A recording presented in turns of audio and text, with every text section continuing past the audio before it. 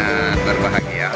Ini merupakan salah satu langkah dari Polri dalam hal ini Polres Kota Banda Aceh yang bekerja sama dengan Bulog dan juga tentunya dengan PTD Pasar dalam hal kita melakukan operasi pasar murah khususnya untuk pangan, lebih khusus lagi itu untuk beras, karena kita ketahui beberapa minggu yang lalu terjadi gejolak harga di beras yang dari permintaan masyarakat itu sangat tinggi, sementara pasokan beras di pasar itu agak sedikit berkurang.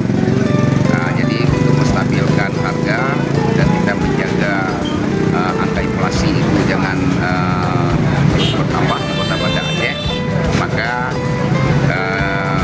inisiatif yang diambil oleh Bapak Kapolres Kota Banda Aceh ini sudah sangat baik dan kami sangat mendukung, sehingga dapat membuat masyarakat itu bisa memenuhi kebutuhan pangan, dalam hal ini beras itu dengan harga yang wajar.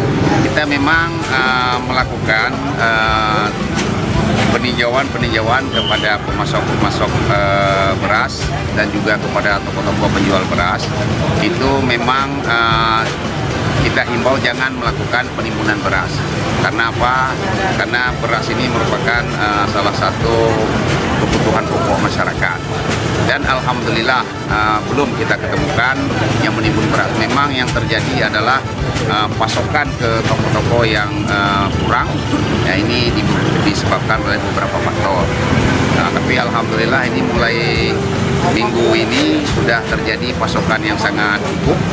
Dari pihak Bulog juga sudah mengeluarkan beras SPHP dalam rangka untuk menstabilkan harga, dan juga dari petani beras itu sudah mulai melepas berasnya karena memang ini sudah masa panen.